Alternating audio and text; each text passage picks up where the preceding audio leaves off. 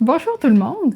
Pour cette dernière capsule, nous allons aborder un petit peu plus en profondeur les réalisations de M. Hector Authier.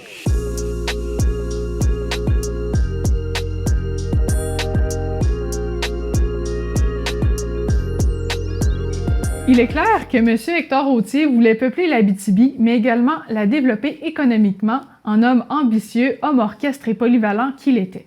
Son slogan « Défricher, cultiver, industrialiser » indique bien sa position. Comme quoi, industrialisation et colonisation ne sont pas incompatibles à ses yeux. Homme de lettres et journaliste, c'est par la rédaction de journaux que celui-ci décide de mettre en valeur la langue française et la considération des Canadiens français. En effet, à l'époque, les hommes instruits qui géraient des affaires étaient généralement des anglophones. Les journaux aussi, par conséquent. C'est pourquoi il fonde en 1920 le journal L'Abitibi. En dessous, il est indiqué la devise « Je sers » qu'il a empruntée aux croisés, parce qu'il croyait que là était son rôle de servir les colons qui venaient s'installer en Abitibi. Au début, les sujets abordés dans son journal étaient reliés à des préoccupations un peu plus pratiques. Le choix d'une ferme, la traite des vaches, les races de poules, etc. On voit l'évolution de sa vision au fil des ans avec une deuxième version de son journal qui se nomme dorénavant La Gazette du Nord.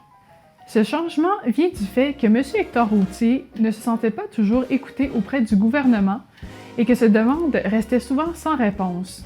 Il sentait qu'on n'aidait pas beaucoup à la colonisation.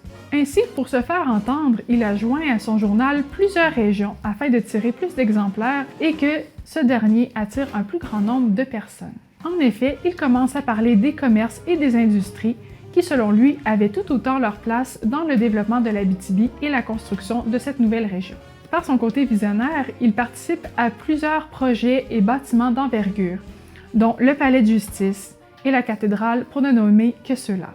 Père de l'Abitibi, mais également homme de famille, il repart s'installer à Montréal en 1933 pour faciliter son travail en tant que député provincial et aussi accompagner son épouse qui devait être hospitalisée à Montréal. Sa maison reste sa propriété jusqu'à sa mort en 1971. En 2012, la Maison Hector Authier devient un centre d'interprétation ouvert au public qui leur permet justement d'avoir un petit aperçu des débuts de la colonisation de l'Abitibi. Venez donc faire un petit tour, on vous attend.